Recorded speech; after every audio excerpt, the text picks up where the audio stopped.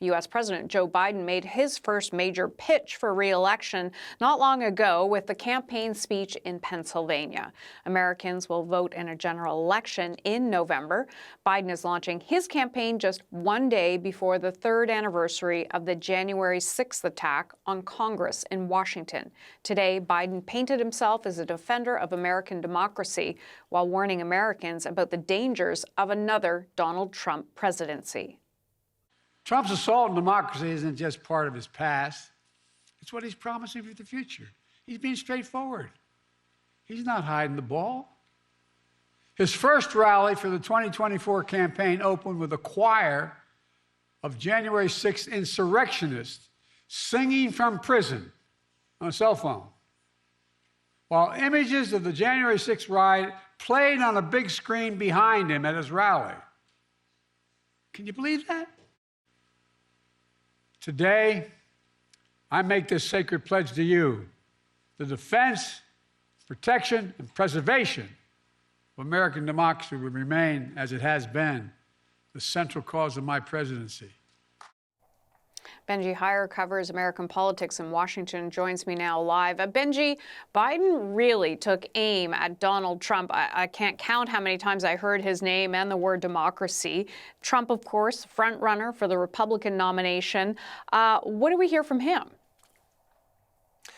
Well, this was the most direct attack, I think, that we've heard from Joe Biden towards Donald Trump in this election campaign, saying of his top rival of the White House that he poses an existential threat to the nation. In this speech, Mr. Biden warning that if Trump wins, he'll become a dictator on day one. The context of this address key as well, at a historic Revolutionary War site, marking 3 years, well, a day short of 3 years, since the deadly January 6th assault on the United States Capitol, when a mob of supporters of then-President Trump stormed Congress in an effort to overturn his election defeat in 2020. The choice for voters in 2024, Joe Biden claimed, is about democracy, that history is watching. And as you mentioned, he said Trump's name dozens of times, claiming that it was his lies that caused that deadly riot, that he failed to call off the violence, and that was, quote, among the worst derelictions of duty by a president in American history. This is all part of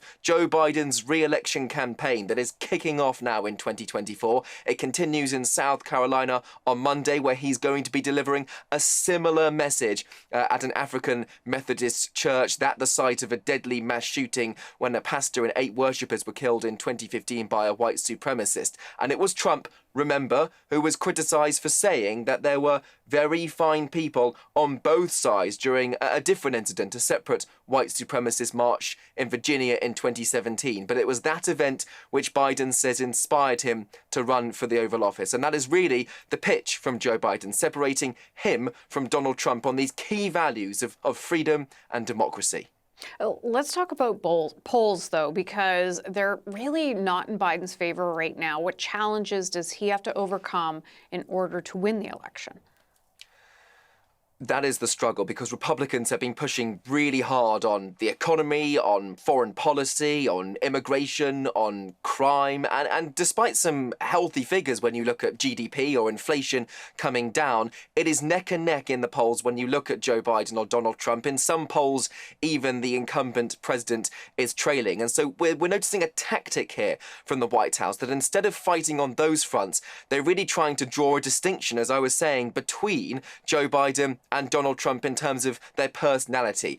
This is a kind of powerful pitch that is trying to create that distinction between Biden and Trump again, and creating this as an election about not just the economy or immigration, but really the essence of democracy, of freedom, of forbearance, those key things being at stake. The problem is that even on those fronts, polls show that still a quarter of the country, for example, believes that it wasn't Trump supporters that were behind the Capitol attack, but the FBI. More than a third of American adults think that Joe Biden was not legitimately elected to the White House. And that's an argument that we've heard continuously propagated falsely by the former President Donald Trump. He was impeached by lawmakers for inciting the January 6th insurrection. He has a trial coming up in March for those alleged wide-ranging attempts to subvert the election outcome. And yet, perhaps remarkably, despite all that, Donald Trump, who's in Iowa this weekend holding a rally, remains the frontrunner, as you said at the very start, in that race to become the Republican Party's nominee to take on Mr. Biden in November. We're going to have many months now of the current president trying to set himself apart from his main rival, just as we did back in 2020. Going to be fascinating to watch. And journalist Benji Heyer, thank you for your time today.